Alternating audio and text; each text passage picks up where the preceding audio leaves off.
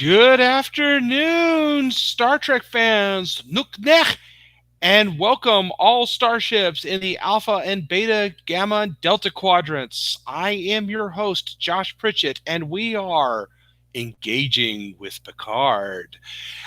So this has been a big week, obviously, here in Star Trek land. We just had the season finale of Star Trek Picard and the dropping of the first episode, Star Trek Strange New Worlds. But today we will be getting into the finale of this season of Picard. Hopefully, later this hour, I will be joined with Fantastic Forum's own Ulysses E. Campbell. So you're going to want to stick around for that. In the meantime, I want to wish everybody a happy Free Comics Day, and also I want to give a special shout out to the Tyson's Corner branch of the Fairfax County Library System, where I am broadcasting from today. It's a terrific facility. Please, as always, support your local libraries. Also, if you like this show or anything else here on the Movers and Shakers Unlimited Network, please give us a like and subscribe. Okay, without further ado, let us engage.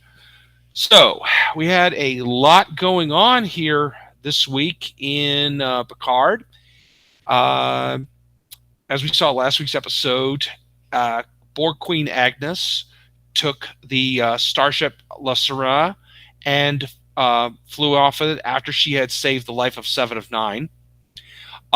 Picard and the team are regrouping and attempting to figure out what their next move will be against Dr. Adam Sung as he makes his next attempt at trying to stop the Europa mission so that he can become the savior of humanity, just basically as a way to inflate his own ego, and also bring about the world of the Earth Confederacy instead of the United Federation of Planets. So after the team teleports back to Los Angeles to gather what they need, Picard goes off with Talon to the launch site in order to make sure that nothing stops Renee from getting onto the rocket and heading to Europa.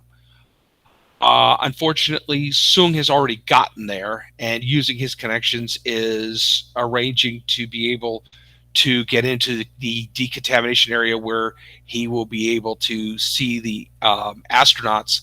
But really, it is to give Renee a neurotoxin. Meanwhile, the rest of the team has headed to Sung's mansion, and only to find that they have been lured away by him, and he is launching a fleet of his drones in order to destroy the rocket. What ends up happening is Talon decides to disguise herself as one of the flight crew and meet Renee.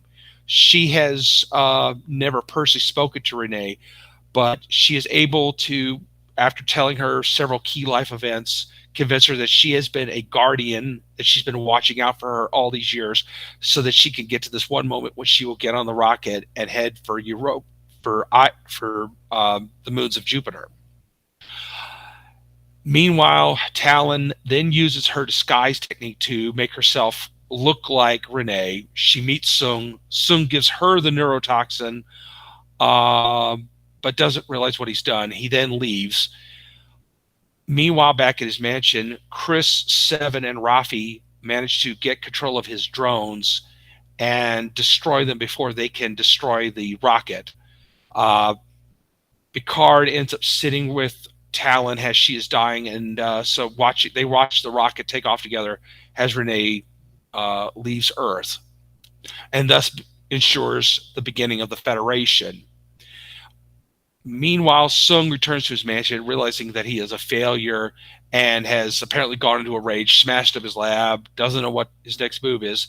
Then he sees somebody has hacked into his local network and is erasing all of the files he has on Corey and his other daughters that he tried to create. And it turns out it is, without surprise, Corey herself. She has broken in and is destroying his research so that he can never create another version of her, and putting an end to decades of research. However, after she's destroyed it, Sung opens up a desk drawer and pulls out a manila envelope that says Project, wait for it, Khan! Yes, that's right, Project Khan. As I've been kind of predicting all year, this is going to tie into that. Meanwhile, Corey, trying to decide what her next move will be, uh, goes out into a local park where she meets Wesley Crusher, or the being we formerly knew as Wesley Crusher. He has now, of course, as we saw at the end of Star Trek The Next Generation many years ago, became a traveler. And apparently, we find out the travelers are the beings that have been behind people like Talon and Gary Seven.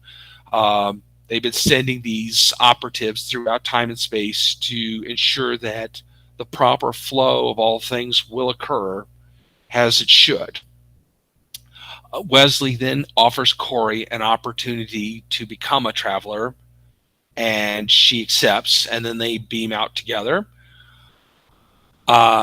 Meanwhile, back at Chateau Picard, everybody is gathering up all the tech and trying to figure out what they're going to do now, thinking that they're probably just going to live in the 21st century and ride it out. Seven and Rafi decide that they have, that they're going to commit to each other, and that they're okay with their own personal problems and are ready to share it themselves, which has been kind of the theme of the whole season, is people forgiving themselves and letting themselves be open to romantic, or letting other people love them. Picard then takes the skeleton key that he once used to unlock his mother's door on the day that he saw her commit suicide. He then puts the key back where he found it, or will find it 300 years in the future. And then Q appears in his mother's room, and they sit down and have a talk, and Q explains that he is dying and that he wanted Picard not to die alone, because he cares about Picard. Picard has always been one of his favorites, and so he says, though, he has enough strength to send Picard and the crew back to the 25th century. Chris then says he is going to stay in the 21st century with his newfound love and her son, and that he feels like he belongs there, that this is his destiny. And reluctantly, Picard, Raffi, and Seven agree, and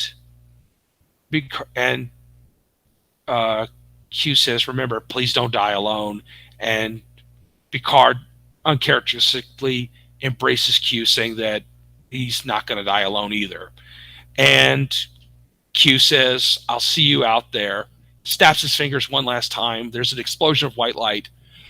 Picard and Seven and Raffi find themselves back on the bridge of the new Stargazer, just as the Borg Queen is attempting to assimilate it. Picard then orders the auto-destruct mechanism to shut down and tells everybody to stop shooting at the Borg Queen. And Picard says, basically, "Hello, Agnes." And the Borg Queen removes its mask, and yes, it is indeed, no surprise, it is Queen Agnes.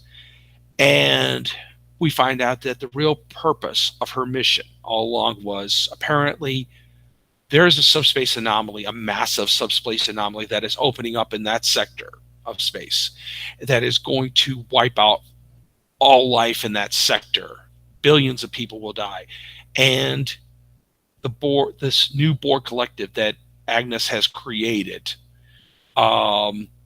needs the Federation's help to stop it. So Picard allows her to take command of the fleet. They head to the anomaly using a shield harmonic thing. They re-strengthen the subspace barrier and contain the damage. While at the same time, it opens a transwarp conduit unlike anything Seven has seen in all her time as a member of the Borg collective. Agnes then explains that there is a new threat on the horizon, one that is out to wipe out all sentient life in the galaxy, and that the new collective is keeping an eye on it. But Agnes wants the collective to join the Federation, become Federation members, as part of this organization, and to meet this new threat to the galaxy. So that's kind of where that's left. That's a huge surprise. I would never have expected that. But then in the last few minutes of the show, Picard and the crew go back to Earth. Seven, Raffi, and Guinan meet at 10 Forward in Los Angeles, and Guinan fills Picard in on what happened to Chris and his family after they left. Apparently, Chris and his girlfriend founded a sort of Doctors Without Borders type group called Mariupol's, which is Spanish for butterflies, and devoted their lives to, essentially bringing medical help to people that needed it. They remained very close with both Guinan and Renee.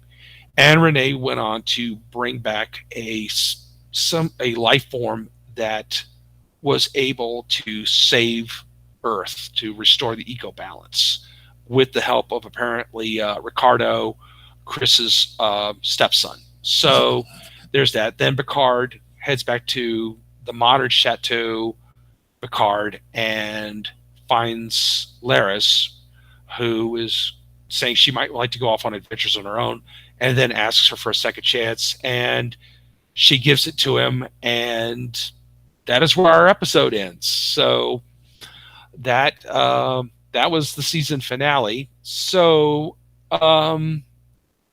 getting into the awesome and not so awesome, I'm going to start with the awesome, as always.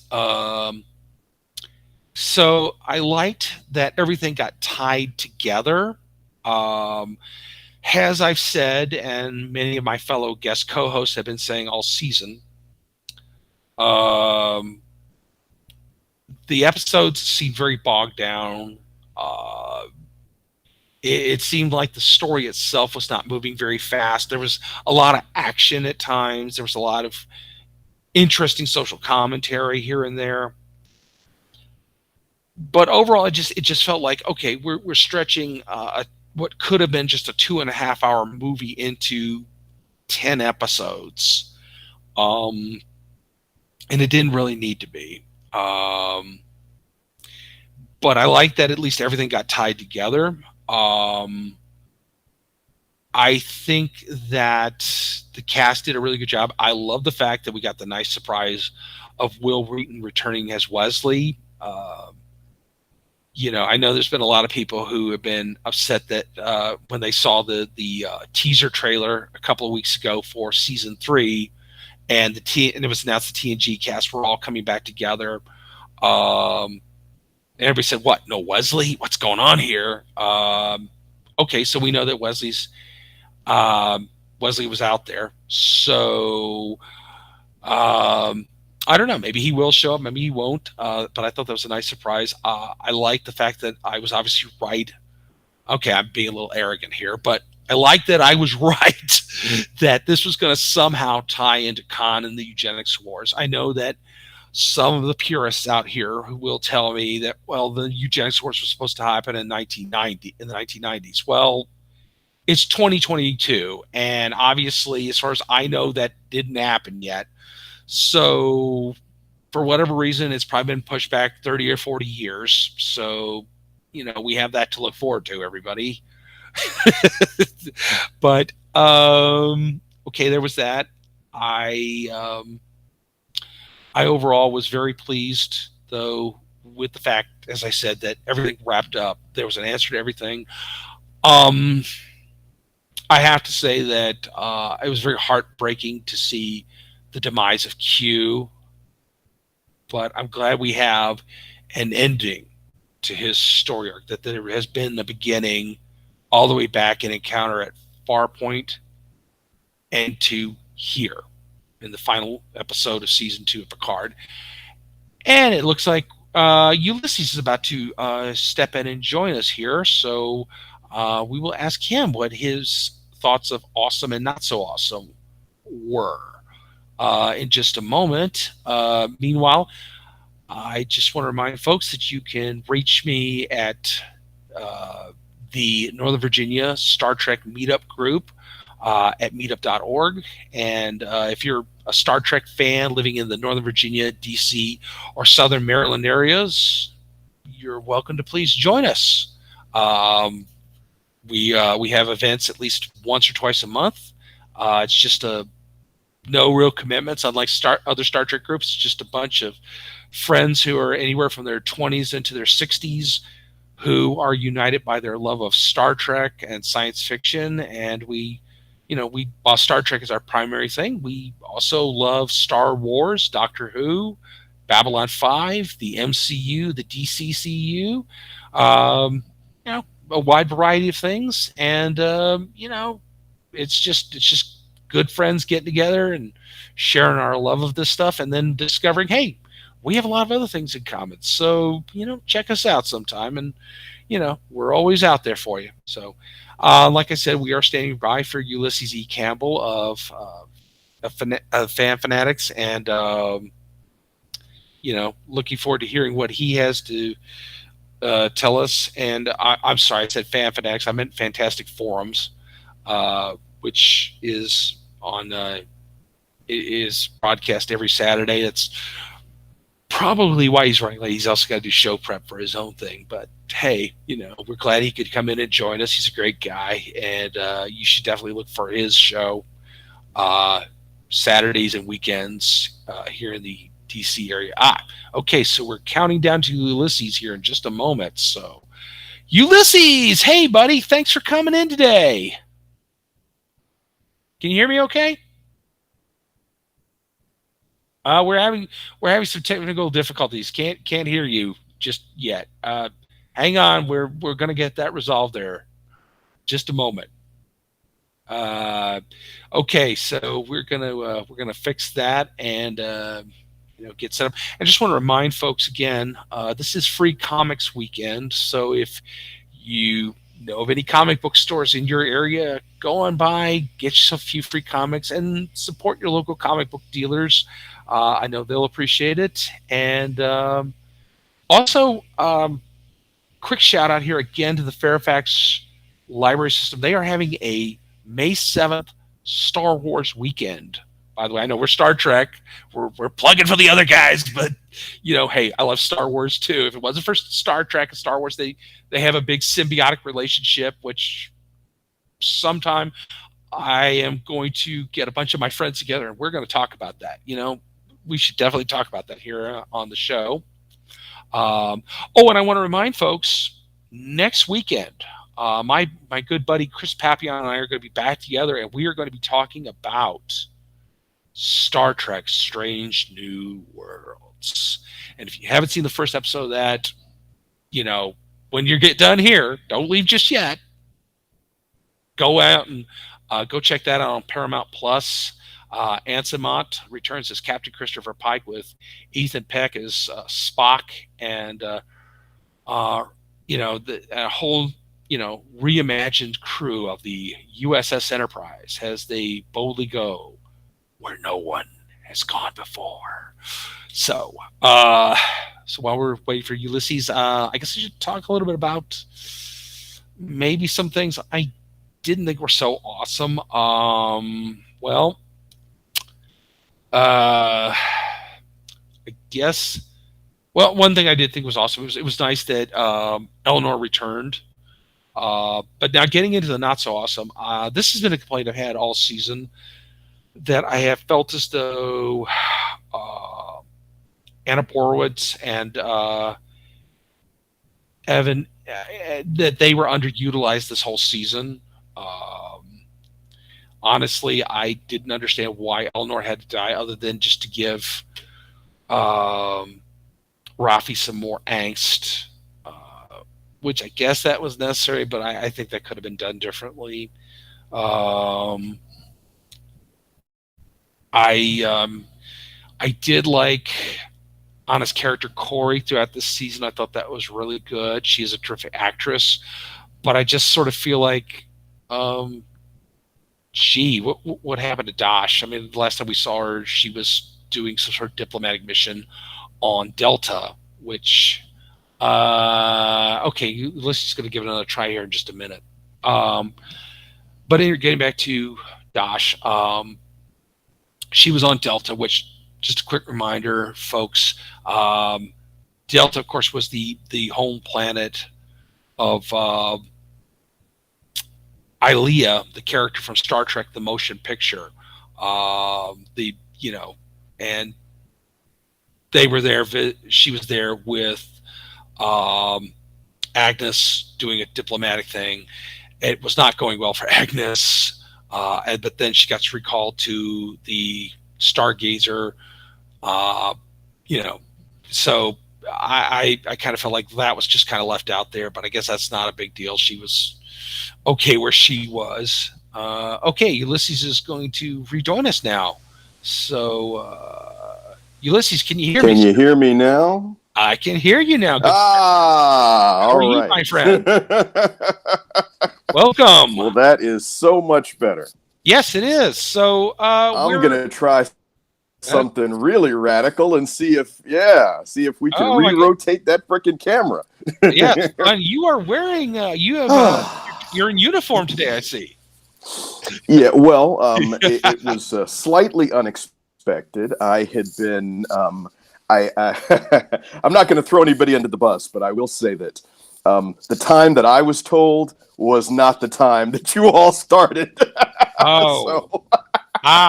Yeah. So sorry. Looking quickly, because I wasn't properly wardrobed, and looking quickly, I'm like, oh, I'll wear this, because I didn't think a white T-shirt was going to work well with the lighting. No, I think I've read somewhere that white T-shirts and blue T-shirts are a big no-no in this kind of industry. So, in fact, any bright colors, actually, you should avoid. Yes. This is definitely a visual medium. So, but thank heavens, I'm here now. You are here now. We are very glad you are here, my friend. So, anyway, we have moved into I've summed up this week's episode. So we're in the awesome and not so awesome phase of the show. Would you like to tell us some of some things you liked and did not like about this week's episode?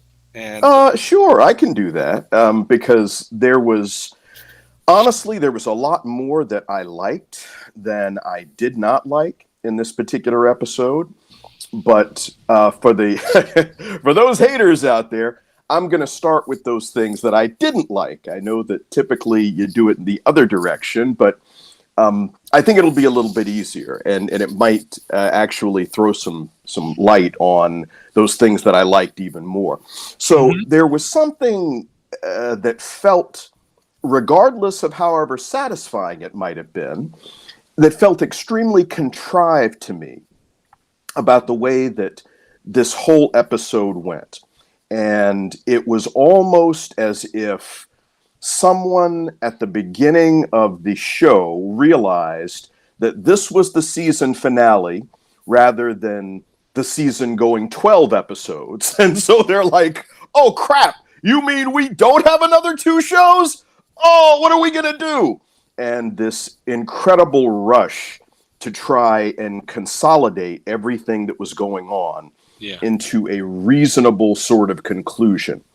And I think they did an exceptional job in terms of pulling it off, but to me, it felt extremely contrived. And specifically, I'm going to call out the way that they brought Wesley Crusher in to talk to Sung's daughter, who, well, all right.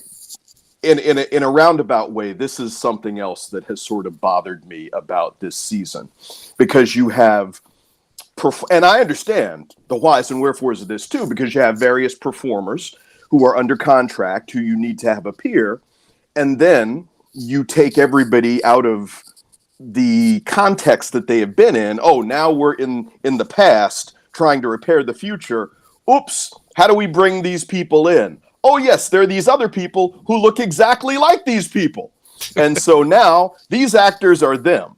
And anyway, somebody realized, hey, we haven't had enough of this person in the show. I mean, it worked out pretty good with the Romulan woman who ended up being another Romulan woman. But, the android woman who ended up being Sung's daughter, they didn't quite have enough of her. And so it's like, oh, wait. Gee, did we forget about her? What are we going to do with this?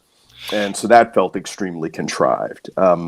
Sung's plan, which his nefarious plan, and this guy was on top of everything, and it just seemed, gee, you didn't really have much of a plan after all, did you? And, oh yeah, the drones, whatever. But, that didn't work. I mean, it just seemed like he had nowhere to go based on a guy who was as driven as he was and as determined to make his mark on the world as he was. I would have thought he would have had another 3 or 4 backup plans in the event what he had been trying to do wasn't going to work. Now, admittedly, he thought he had poisoned Rene Picard, so maybe he's like, okay, fine. But I still would have expected him to have checked, or there should have been some concern on his part when at mission control there wasn't, oh my God, we've discovered Renee's body. What's going on? Halt the countdown. When the countdown wasn't halted, he should have, because it wasn't just about killing her. It should have been about stopping the launch. But I digress.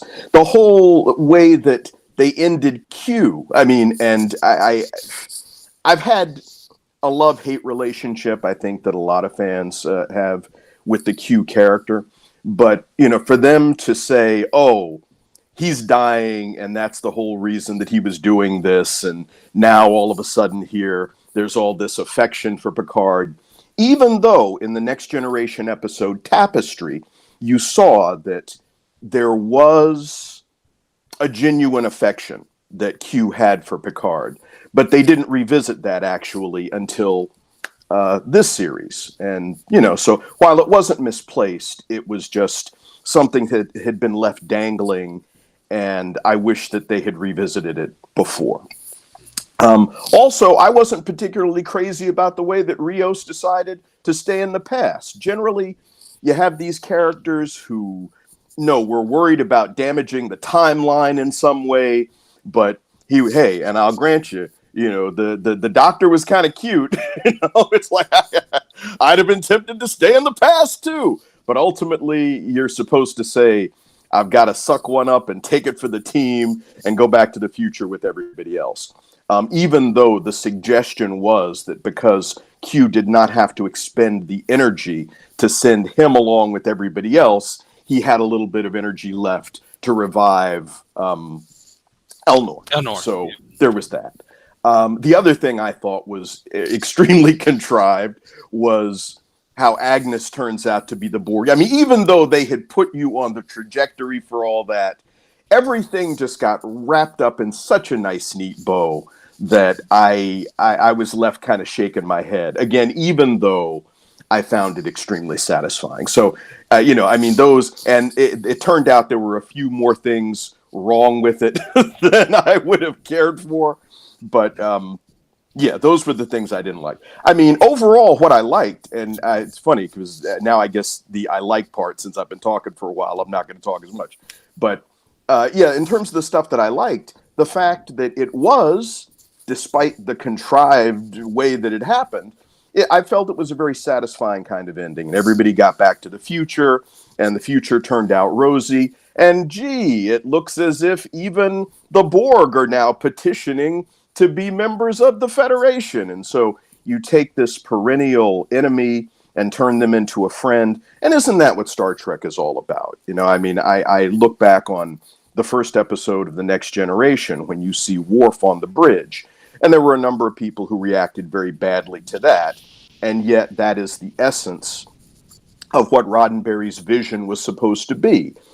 You don't have to have someone who ends up being your enemy forever. And there is the possibility of reconciliation and everybody ultimately coming to the table. I mean, I honestly didn't expect that kind of thing to happen with the Borg, but with the events of this particular series, it was not, it wasn't unbelievable. Let me say that. So, I just, that's, again, since I've been talking for a while, even though I was late to the party, I'm going to shut up now and let you respond. No, no, it's okay. Uh, I too like the unexpected twist that the Borg petitioned to join the Federation. I mean, they are an adversary. They are an adversary. Am I on? I can hear you. Oh, okay. I'm sorry. They've been an adversary that's been more dangerous to the Federation and caused more damage than the Dominion did, or the Klingons or the Romulans. So you have to wonder if there is going to be some resistance. Haha, pardon the pun, to this. But ultimately, it is part of the Federation's mission to create this great galactic civilization that spans the galaxy, and the Borg are part of that. And it's better to have this new Borg collective, because this is not the same Borg collective that we've known since the episode QQ, or Best of Both Worlds, or the whole storylines through Voyager and things. This is a completely new collective that is run by Agnes Girardi as the Borg, its queen, and they are not committed to just going through the galaxy and scooping up, planets and fleets and forcing them to become Borg. This is like, oh hey, would you like to be a Borg? We're gonna, we don't completely assimilate you. We just make you part of our collective, but we encourage your individuality and your being different.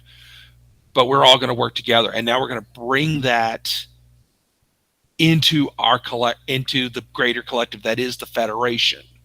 And so that was an exciting twist. I'm gonna say I disagree with you. I love the fact that Wesley showed up in the episode. I totally didn't expect that, but I thought that was great. Um, I completely agree with you, and I was just saying this before you came on, that both Eleanor and Dosh were completely underutilized as characters. Although I did like Corey's story arc. I thought that was interesting because obviously being a huge fan of the movie Wrath of Khan uh, and the episode Space Seed, I do like references back to that. Um, Khan is the quintessential Star Trek villain in so many ways. Him or Gul Dukat. It comes down to those two guys. So um, I also might disagree with you a little bit about, oh, okay, we're going to compact everything into this one episode, because the problem I've had with this whole season, and a lot of other people I've talked to, is, hey, we spread this thing out over 10 episodes. There's a lot of tangents that didn't need to go on. It was like everything just didn't move as smoothly. And in some ways, I almost wish you could have streamlined it and cut it down to a 2.5 hour movie, and that might have been pretty good. I mean, there's a lot of things I was I thought this whole season, the Rafi and Seven storyline was the most interesting one. Um, it did seem as though Picard's story arc through the season didn't get really interesting until the last couple of episodes. Um, I don't know if I buy the whole idea of Picard being unable to love because of, because we know that he's actually tried to pursue other romances throughout the last 30 some odd years since the beginning of Next Generation. It's just they've never worked out, and he was never like Kirk. He didn't have a girl in every port. He was a completely different kind of guy in that respect. But it is interesting to think that, okay, maybe, this there was this aspect of his life that kept him from really sealing the deal on intimacy, and maybe that's true. It seemed like that was kind of contrived this whole season. But otherwise, I am glad that you get to see this idea that Picard is got a lot of things that are very painful in his life, and I'm glad that Picard and Laris ended up together at the end. I thought that was really a nice touch. Um, I did think that, yeah, this does sum it up that Picard said we're a family, and I guess that also means his crew from the Enterprise is also family. So, I'm very glad about that. As far as like, I just, I really liked it. I was, overall very pleased with it, a lot more pleased with it than I've been a lot of things this season that I just felt like just went on and did not get to the point. Um, but I think they did a good job, and I agree with you though that it was a really nice twist with the Borg, coming and saying, "Hey, we'd like to join the Federation now." Uh, but yeah, what were there any other awesome other things you wanted to get into before we move on? Well, Josh, let me just say, you speak Klingon, and so I, I hesitate to disagree with you on anything, but there are a couple of things I'm going to disagree with you on. Okay. One of the things that you just said was that the Borg had been more destructive to the Federation than anybody, including the Dominion. I gotta say, I don't think so.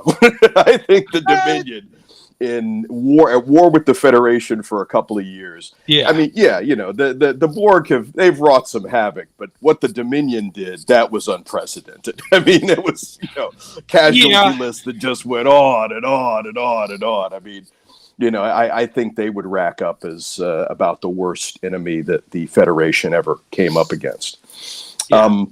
Beyond that, oh crap, there were a couple of other things, and I should have actually taken a couple of notes because I didn't hate the fact that Wesley showed up. I just felt that it was kind of contrived. It was actually sort of nice to see him, and if now the producers have kind of figured out what they wanted to do with him, because in that Next Generation episode where they brought the Traveler back and Wesley left at Starfleet Academy and went off with the Traveler, you felt like this was the trajectory that he was on. But then in Star Trek, I want to say it was Star Trek Nemesis, I think. Yes. You see Wesley as a Starfleet officer, and he's at Troy and Riker's wedding. And I was like, wait a minute, hadn't you gone off with the Traveler? What are you doing now in a uniform back in Starfleet? And now here we come to find, oh, wait, now you're not in Starfleet. You're actually with the Travelers, who apparently is this organization that Gary Seven had been a part of, sort of watching what's going on and protecting mankind and, other civilizations. And so I thought that was actually kind of neat. And again, even though it was contrived, anytime you show me somebody from the original series, if you have been able to explain it well enough, I don't really take exception to that. Mm-hmm. We already know that for season 3 of Star Trek Picard, they're going to bring back all the Next Generation crew. And I echo what you said about family and the comments about family, because the original Enterprise, the original Next Generation crew are as much his family as anybody. The other thing was, in terms of Picard's ability to sustain relationships, I think we have to now, knowing what we know about his backstory, what role some of that played in the fact that all of these relationships previously had been unsuccessful. And I thought that the one with Commander Darren, who had been with Stellar Cartography, I thought that was the one that had the greatest likelihood for success when you look at Vosh and Dr. Crusher and, whatever other women. But we see now that the trauma from his mother's death, suicide, apparently impacted him so significantly that I don't think that he was able to build this bridge. And, we saw this with Larish, even though she had been there with her husband. Well, her husband's gone. And I do think, hey, look, I mean, it's fine. The bro code is broke if the guy is dead. But damn, what had you been looking at this guy's wife the whole time they were living in your house, man? What's up? You ready to slide into that spot, huh? Anyway, though, but rather than allude to that and say, wow, I considered you unattainable and out of friendship, and we have this friendship, he was going in another way. And I almost would have preferred him to explain some other explanation for why he hadn't been interested in pursuing a relationship with this obviously extremely passionate Romulan woman. I mean, the Romulans are passionate people. So there's that. And clearly she was ready to move on. Nobody in the way, but, this trauma apparently kept him from doing that. So, but no, I mean, hey, look, we can move on. I mean, I've gotten all that stuff off my chest. I mean, I'll probably go back and revisit this whole series at some point, because I don't want to say I've got a love-hate relationship with this, but as somebody who came up on the original Star Trek series, I've had to recognize and acknowledge that a lot of this newest incarnation of Star Trek is not, it's not aimed at me. Now, unlike some fans I know, I'm not railing against, it's the only Star Trek that I have said is not legitimate are these Abrams movies. And they had the masterful idea to set them in an alternate reality. So I can't even get but so mad at that, because, that's off on its own thing. And, even though, all right, you're advertising this thing with a Beastie Boys song, whatever, but I don't have to pay any attention to that. But the rest of this stuff all has the heart of Star Trek. And I'm reminded of Leonard Nimoy's words when he admonished fans behind this and said to them, you have to be willing to accept where Star Trek is trying to take you. Why don't you go and see if you like it and see what it's like, because this stuff has been going on long. It's going to outlive all of us. And I think people who are true fans of Star Trek should love that and should accept that, as it grows, it's going to grow beyond all of us. And I also think that there is an element of a certain disingenuous element that a lot of fans don't want to acknowledge, because, I've heard it referred to as woke Trek and a number of other things like that. And this is very dismissive of the fact that Star Trek has been about multiculturalism and inclusion from the very beginning. And I hear fans decrying, why does it have to be so political? Can't we just have fun? And, whether you're talking about comics or Star Trek or whatever, the foundation of all of these things has always been inherently political. Back to Superman beating up robber barons in the late 30s, early 40s. So I think you, as a fan, you have to take a hard look at what's in your heart before you become too critical of what you're seeing and making this claim that somehow it is not consistent with Roddenberry's vision for what Star Trek is supposed to be.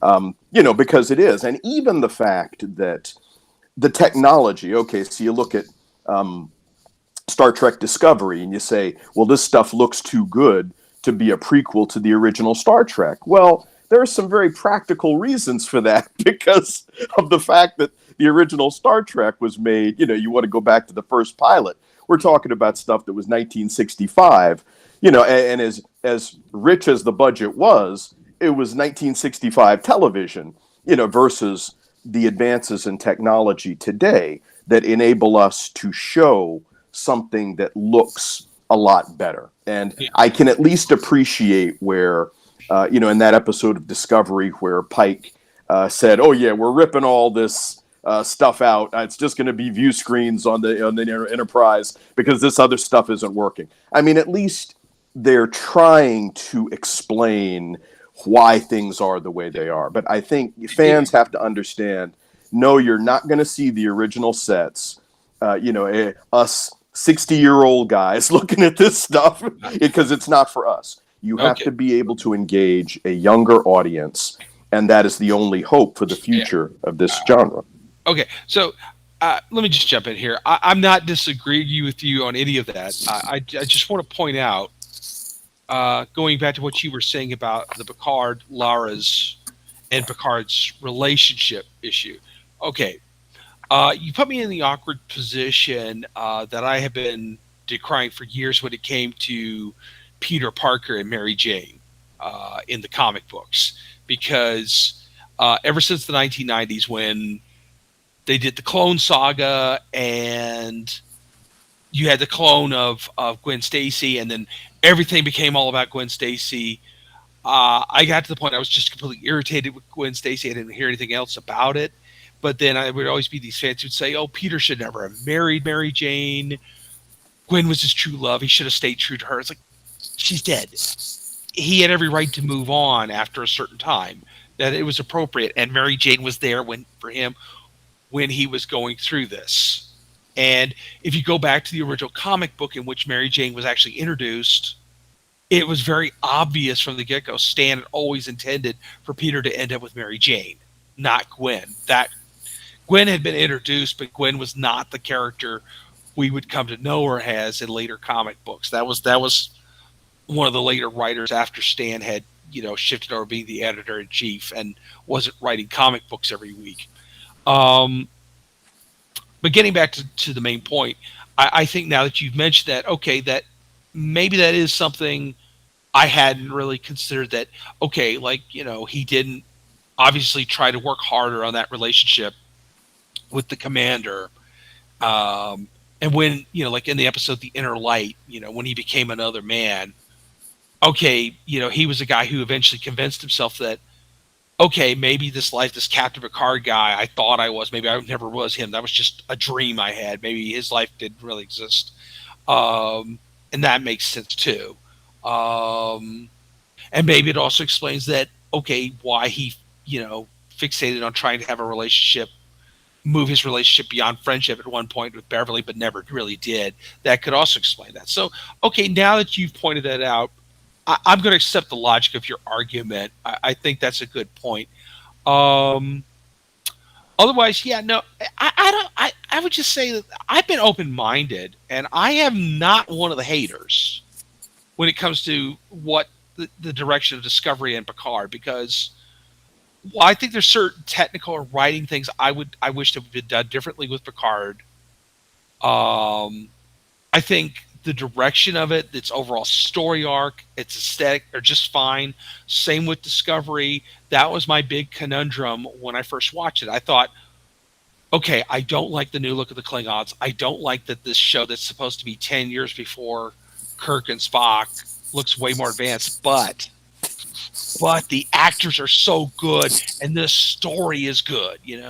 I couldn't deny that as a writer, that I was appreciating what they were doing. It might not have been what I would have chosen, but I love the fact that, yeah, there is a multiracial group. There is I regard terms of woke as the same as political correctness, that those are, and I'm going to get on my soapbox here for a second, that those are just tangents created by certain people in the media to decry multiculturalism. And I value multiculturalism because I think it's beautiful. I think it's wonderful. It's artistic, and we should embrace it.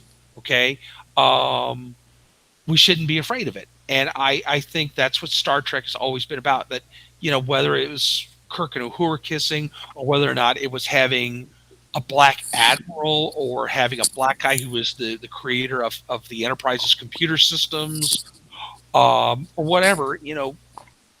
Star Trek has always been about multiculturalism. It isn't just about white space cowboys in outer space and their pointy ear friends, And going back to what you were saying about Worf being on the bridge of the Enterprise, yeah, totally. Why wouldn't the Klingons and the Federation have learned to put aside their differences and learn to work together at a certain point between the end of Kirk's era and the beginning of Picard's era, and of the Next Generation era?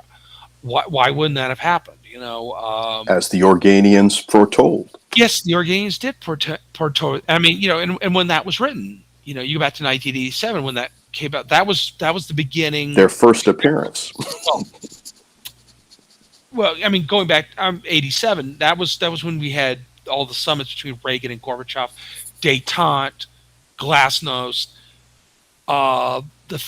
major reductions in nuclear weapons and arms were being done, and so it made sense at that time to have this Klingon character, and then going a few years ahead, and then you have the Cardassian Union and the liberation of Bajor. I mean, Bajor is a metaphor for the Jewish people and also Eastern Europe being liberated from the Soviet Union, and then the Cardassians became the metaphor for the Soviets and the post-Soviet Russians. I mean, I imagine Gul Dukat and Vladimir Putin would have a lot in common. They probably get along very well with each other. Just throwing that out to everybody. I'm not touching it. Oh, I think Gul Dukat is a lot nicer than Putin is. Yeah, okay. I would okay. Gul Dukat was pretty complicated, Josh. You got to admit. Gul Dukat is like an onion. He's got layers. Putin, I'm pretty sure what you see is what you get, and you're right about that. I'll go along with that. Please, okay, and any rate, we are so. At any rate, we are almost out of time. So before we go, in the last couple of minutes here, Ulysses, let's talk about some series we've got for season 3, which will be our final season of Star Trek Picard. Would you like to start for us, please? Well, we already know that the original Next Generation cast is going to be coming back, and I'm talking. I mean, apparently. Troy and Riker and a couple of people we haven't seen on this, Beverly Crusher and Geordie LaForge. And I believe that Brent Spiner is supposed to be involved. I don't know whether it's going to be as Data or as some other as yet unseen, unknown character. But apparently all of the original Next Generation characters are supposed to be in this. And based on what they've done for the past two seasons... Just to let you know, we're running short on time here. But okay. Yeah, well, I'll just say, I think it's going to be more of the same, and very likely that they're going to try to bring all of this full circle somehow. Okay. I agree. I think it will be brought full circle. I think that this last season is going to focus on this new enemy that the Borg has alluded to. I think we might discover that this is the enemy that destroyed the Romulan Homestar. I think Brett is going to come back as the son of Noonien Singh, the biological son of Noonien Singh that we saw in season 1. I don't think he's playing Data anymore, unless Data has managed to build an artificial body that looks like a more human version of his own. I doubt that. Although that would be a really good twist. They might do that. I'm very excited. Obviously, has a Klingon aficionado that Mr. Worf. I believe it is going to be Captain Worf, and I base it on the fact that there is a novel called "The Last Best Hope," which was written by one of the staff writers at Picard, and it does tell what happened between when Picard left the Enterprise and his rescue mission to save the Romulans, and Worf was promoted to captain. So we will probably be seeing the Enterprise E again. So looks like I am my time is almost up in this room. So I'm going to let's just sum up. Ulysses, would you like to promote your show and let people know how to reach you? Oh, thank you very much. Yeah, Fantastic Forum airs on WERA 96.7 FM on Saturday afternoons from 4 to 5 in first run. The show re airs each and every Thursday afternoon from 3 to 4. You can stream it if you happen to be outside the listening area at WERA.FM. You can also check out episodes online because there's a television version. If you go to fantasticforum.tv, you can see all of that stuff. Thank you, Josh. Thank you, Ulysses, for coming in today and helping me out. And please check that out. As always, you can find my book, Bigfoot and Other Tales of the Supernatural, on Amazon and Kindle. I am the head of the Northern Virginia Star Trek Meetup group, which you can find us on meetup.org. And you can reach me on Facebook, Josh Pritchett Jr. And as I said earlier in the show, next week I will be returning to begin our review show of Star Trek Strange New Worlds with my buddy Chris Papillon. Until then, live long and prosper and have a great rest of the weekend. Bye bye, everyone.